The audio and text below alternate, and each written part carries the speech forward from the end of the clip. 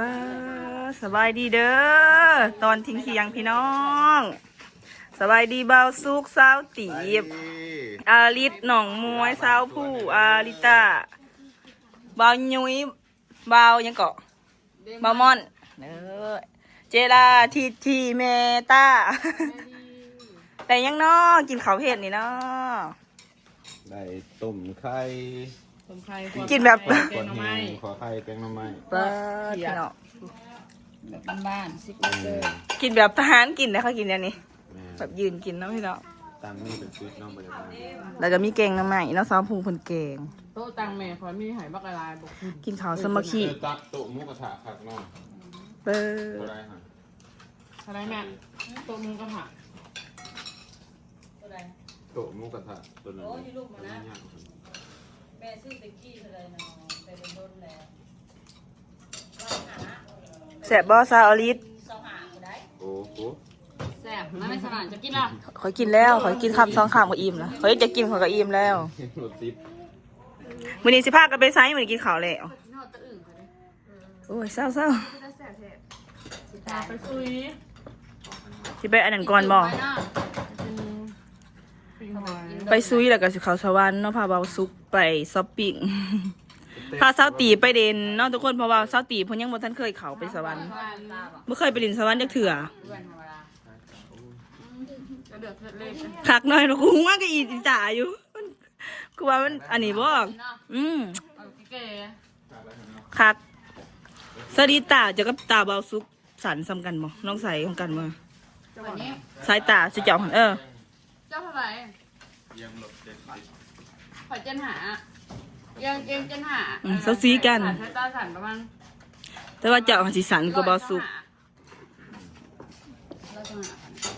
ยังพากันอิ่มแล้วใช่บ่ จังเว้นอยู่คือกันนะบอกพี่จังแซ่บตลอด กินข้าวแล้วสิไปนั่นอีกวะนี่สิไปสวนแต่ ใส่ ว่า กะทิใส่กะทิ สิพาไปเบิ่งสวนก่อนเนาะ ปีหนึ่ง กินข้าวแล้วสิพากันไปเบิ่งสวนอาริตาตัวเข้าไปให้แล้วเนี่ยเพราะว่าเบาซุกกับอาริตยังบ่ทันเคยเห็นเนาะมีแต่ซะหน่อยเห็นแล้วกับอาริตา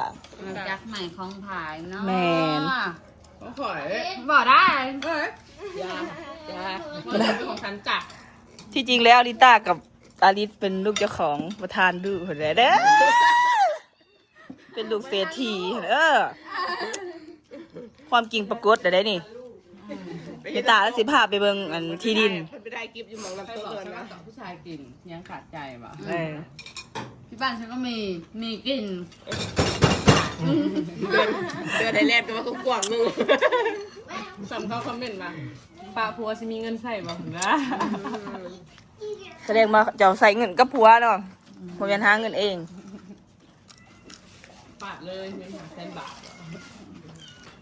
เพิ่นจะได้บ่ซุกบ่บ้านนี่ม่วนอยู่บ่บุญบังไฟ เมื่อวาน ปีแดกว่าก็ได้เคยมาบ่นี่ แม่ เคยไปบุญบ้านเจ้านะบุญบ้านยังบุญยังบุญบ้านเจ้าบุญบ้านบุญยัง บันทั้งหลังบุญประจำปีทั้งหลังเป็นแบบ บุญสมเงือบ่ มีอีกการบุญสมเพิ่นก็มี บ้านไอ้ดอน หน้าตัวนั้น อยู่ในอีกบ่ ก็ไปเด่นติ แต่บอลห่วยนะสะดอกแค่ว่าเขาทีเท่านั้น เออ เดี๋ยวขาดเลย มวนเนาะ ม่วนได้บาทเบาซุกม่วนบาทเบาซุกค่ะ มันอยู่บ่มาลินบ้านไฟหา ถามเขาหมดซึกม่วนอยู่บ่ เด่น ม่วนอยู่เพราะว่าเพิ่นบ่สูดปานใดเนาะทุกคนเพิ่นเต็ดอยู่น้อยหนึงเพิ่นบ่กินเบียร์บ่ได้เด้เพิ่นไปกวดสุขภาพ แม่นมันนั่นข่อยบ่ได้เมาข่อยเมาอันนี้ก่อน อันเดี๋ยวจะกินเบียร์บ่ได้เองว่ะซาตีบเด้ก็จะได้มาบุญบังไฟปีแรกบ่เมาปานใดเนาะนี่แต่ว่าหูแต่ว่ามวนอยู่เนาะ กินกันยังหมูยังหมูกิน แต่ว่ามวนผู้เดียวคืออดิตาเมื่อคืน สุดขนาด เอาอยู่คนเดียวจังไง มีคลิปได้มีคลิปอยู่เด้ออันเก็บแบบลับๆก็มีเด้อสิถาปล่อยตอนเพ้อๆพอแล้วเพิ่นเต้นขนาดได้เมื่อคืนนี้ ถูกกูนี่จัดเอ็ดนั่น บ่ทันแล้วเนาะเรียบร้อยแล้ว หอนแท้หอนหวานเนาะสำเริงปั่นเห็ด อ้าวจะเจ็บบ่จุกยังวะเพิ่นมวนผู้เดียว มา เพิ่น ลังมาลินตามาลังลัง ว้าวสวัสดีแล้ว เขาบอกเขาเสิร์ฟเขาอิสระยอมอย่างเดียว ถ้าเบิ่งแล้วเขาสิลงรูปอัน ลูก เบิ่ เอา ง ลู ด ก นตรี อ เพิ่น อกมันลูกเปิด สงกรารกับหมู ถ่ายรูปแล้วเขาสิเอามาลงเด้ ปีนี้มวนขนาดเนาะพี่เนาะเป็นปีที่คุ้มขนาดเนาะ ตาม บุ เป็น ญ ทะเล เพื่ออีกถ่ายปี อืม เจ้ากระมวลอยู่ว่าซะน้อยเจ้าหัน ม่วงโอ้ยขอแห้งม่วนแล้ว ทุกคนบ่ขึ้น เพิ่นหนาเจ้าเงาอยู่ซะน้อย บ่ค่อยม่วน แต่ก็เหมือนเป็นกำเปล่า มาเถอะเดียว ที่ เดี เรา ยวเล ทุก ย ตัวเป็นกด ม่วนม่วน กินอะไรลูก พี่จะแสบเนาะให้กินได้คำหนึง กินนะ เขากินได้เรื่อยๆเนาะ ใช่ครับโอเคลูก ขอบใจเด้อ ยี่ตีว่ากูบอกยี่ตาเอาตบหาหน่อยคือกินลายแท้ดีเด้อ เพิ่นบอกแล้วว่าต้มไข่ได้หลายเด้อแล้วต้มแม่อาทิตย์แน่พูด3หน่อย ถ้าจะกินข้าวเนาะทุกคนกินแล้วก็สิพากันออกไป ก็มีลูกน้อย เจ็ด เจ็บ สวนใหม่อริตาเนาะ อีก3หน่อยพอ ตัวว่าอริตาทายลงเลย จะลูกค่ะจะลูกค่ะแล้วหมักกินแบบ เขาไปเบงสวนแล้วก็ออกไปผุดเลยเนาะ แม่จะเฮ็ดหยังแม่เพิ่นถาม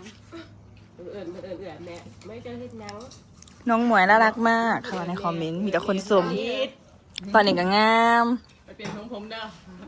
ผมกูดสาวผมกูด ผมตูนงามไหมเหมือนเดิม เสียบชุดนี่พี่เนาะเสียดายมันมีตำบักทัวเนาะ ตัวใหญ่ได้แต่เก่ามันตัวน้อยๆใหญ่ แต่ก็ตำเจลดิกินได้คนกับแสบเนาะทุกคนของแบบ คือแบบคือบ้าน เพิ่น เรา หิว เนาะ ลูก เออ ก่อนหมู่ได้ ฟิวบาทบอซุก ที่บ้านเราทุกบ้าน เออ ทีละคน แมนมีหยังก็กินน้ำกันเนาะจังกับแซ่บแซ่บ พี่น้อตูบแล้วเด้ไอ้น้อเอาอยู่ไหนไปอีก ครับยังมาม่ มึง ว ไม่ น ได้ไปน้ำกู เออนั่นแหละ เอาขโมยไปแล้ว มาน้ำบ่า เนาะโว้ยเดี๋ยวว่าบอลตูมึงนางกูโตกกูขี้ตุ่มแหงคักกูกินเมาโว้ยกูเห็นกูนายตัวเองแฮกเสือสีขาวเป็นขี้เป็ดเจ็บเลย บอมันเป็นนมๆอยู่รู้มันเป็นขี้ตุ่มเด้อ กูยังมีคลิปอยู่ไหนกูนายแฮกพากันเมาหรือพากันดึงกระโดดขี้ต้มเป็นบ่ายังวะอีตีบนี่โอ้ยอีอาเลยเว้ยอีอาอีปูข่อยคักนะไปสิพากันออกไปสวนต่อนี่สีเขียวแสบบอทีที ลูกข่อยบ่อิ่ม แต่บ่ ถ่ายลูกข่อย ที่เขาร้ายเนาะ ให้นั่นสิปังไปบอก ดิบบ่ไปบ่ดิบ ก็จะออกไปเลยแต่ว่า อืม มันเป็นสวรรค์บ่ เมื่อไหร่ก็ขายนี่ก็เห็นน่ะ มันจะข้ามจะที่ชาวบ้านมันจะข้ามนะ ไปคาเดียวบ้านทุกคนหลังจากที่พากินกันกินข้าวแล้วเนาะพวกอลิตาลงพาเบาซุปลงไปเบิ่งดินคือว่าเมตาเพิ่นซื้อไว้ใหม่เนาะเป็นธุรกิจใหม่ซะหน่อยหันไปแล้วซะหน่อยเด้อบ่ไปเนาะทุกคนมันหอนแดดได้เทื่อยเนี่ยก็เลยสิพาสาวผู้ไปซื้อตำสมแล้วทุกคนไปกินตำสมซื้อตำสมไปซุ่มกันตลาดก็เซาแมทตี้เนาะไอ้ตะพวกอาริบอซุปซาตีไปเนาะทุกคนเพราะว่าผมยังว่าท่านเห็นซะหน่อยเห็นแล้วไปก็สาวผู้มันน่ะก็อาริตาก็เลยสิพากันไปตลาดเนาะไปซื้อตำบักจ่อมไปซุ่มกันเนาะพี่น้องหนทางผลคักขนาดซาวแมทตี้เพิ่นถ่ายอยู่ตลาดจะกะสิแวะซื้ออยู่นี่เด้อตำบักจ่อมอยู่หาน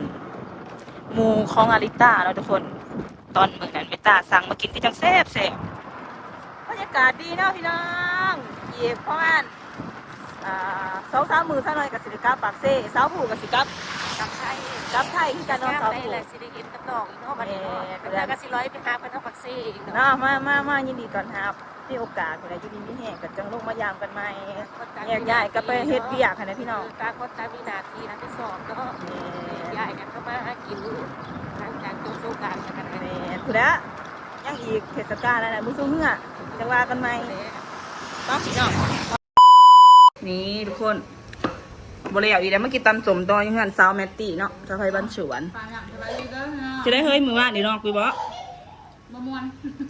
เมื่อยก่อนเนาะเมื่อยร้ายกว่ามวนเนาะว่านี่มันหอนมันเอาอะไร แล้ว มาเด้อพี่น้องเดี๋ยวซะหน่อยสิได้เขาไปสวรรค์นี่เนาะทุกคนถ้าเบาซุกเขาไปเด่นสวรรค์มื้อนึงเนาะมื้ออื่นตอนเช้า8 โมงก็สิเขามาไปดองไอ้นุกต่อ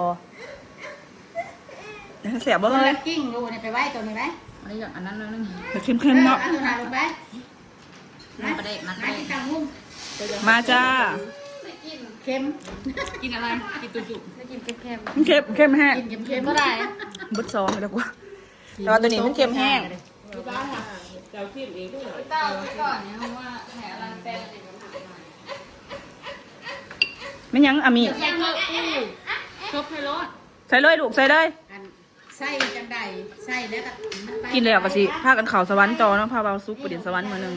ไปซุยเลยไปกินต้มหอย โอเค ปิ้งปลาปิ้งปลานาง เลย ข้าวหนาเฮ้ยข้าวหนาเด้อเธอหนาเด้อ เลยเดี๋ยวก็บอกได้ว่าสิพาไปเลาะมาแต่เนาะ ห้อมหนาโอ้ยจะไปฮอดหมุกจะมาหาแต่ง เดี๋ยวไปซุยก็เดี๋ยวไปตะ อ้าวไปกับไปห้อมหนา ต้องการด้วย ไปนำการห้อมหนาห้อมกันกับ อย่ามาหาแต่ เออ สั่งเดี๋ยว อะไรมาแล้ว รถก็มี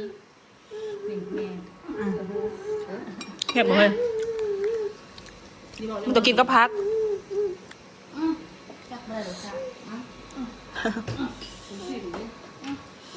ก็ทุกคนคลิปนี้ซะหน่อยกับศิลาไว้สำนีเด้อเดี๋ยวไปเจอกันอยู่พุ่นแหละซุยต่อคลิปใหม่บ๊ายบายฝากพี่น้องมึงโฆษณาฝากไปติดตามซาวน้อยซาวเมตตี้เมตตี้แล้วก็ อันนี้สตติ อาริซาสติพฤติกรรมมาถ่ายคลิปคืนไม่ไหวนี่ เปิดหาแล้ว ไงอย่าไปหาเมาลาย สุดท้ายคือ บั่นทอนตัวเองนะกรุณาตัดจะยิงแน่ ฝากติดตามคือเก่าเดี๋ยวพี่น้องพฤติกรรมมาถ่ายคลิปคือเก่า ไม่สั่นกระบอกว่าเนาะ แต่ก็ฝากอุ่นนุนเนาะหาอาริสิเปิดไม่ไหวนี่แหละไปเอาเครื่องทิศหนานี่ มา อืม ๆ บ๊ายบายจ้า Hello hi everyone everything Sikabel today สวัส tonight ดีอลิซาตาติเด้อ สบายดีสาวหน่อยชาแนลเด้อทีสบายดีเนี่ยสบายทีเด้อสิเก้อสิเอ้ยดูค่ะแบบเป็นในสวิตมือนี้อาริสาวจะตีบสิพาสาวหน่อยไปซุยนะทุกคนไป ไกล กิน ไปทางเงือนอกได้ป่ะเฮ้ยหรือว่าเขากลางเต็นท์ เขาบอกหูโอ้เขากลางเด้อจ้าไปบ่ได้ กลางทางนอกป่ะ แมนเขาสิไปซุยเนาะทุกคนก็คือพาเบาซุปซาวตีบเขาไปสวรรค์แต่ว่าเขาต้องเวซุยก่อนไปแวะกินต้มห้อยแล้วก็กินข้าวอยู่หันไหนจะสิพากันไปนอนสวรรค์มื้อแรกเนาะทุกคนพาเบาซุปด้วยพาเบาซุปกับซาวตีบไปเด่นสวรรค์มื้อหนึงแล้วก็มื้ออื่นเช้าอาริตซาวหน่อยอาริต้าก็สิได้เข้ามาลงเห็นคืนเพราะว่ามาดองเอื่อยเนาะดองไอ้นกเนาะทุกคนน่าจะดองกลางเว้นต่างเลย เฮ้ยเขากลางเต็นท์หรือเปล่า เขากลางเด้อทั้งหน้าอะค่ะ ทางหนาเงินเขา กลางแล้วเมื่อคืนเขาขี่ไปเฮ้ย เมื่อวานนี้การไปได้ ว่าทุกคนตอนนี้อาริต้าบอสซุกซาตีหันไปก่อนแล้วเนาะทุกคนเพราะว่าอาริตหันไปน้ำดังเพราะว่าอาริตเพิ่นเอารถแปลงแอร์นะทุกคนตอนนี้แอร์เย็นๆเนาะ เขาเป็นประตูสาว เห็นว่า มันเย็นอยู่แล้ว แต่ประตู คนละเรื่องเนาะโอเค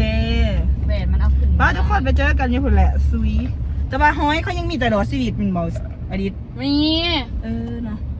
พอไปแต่พุ่นแหละเถื่อเดียวค่ะกับไอ้คำซีแล้วทุกคนแต่พุ่นแหละหลายปีอะ ไม่รู้เรื่องหนาชื่อ บ๊ายบายเจอกันอยูซุยบอกเบิ่งเจอกันอยูซุย เจอกันที่ซีเดอร์ โอเค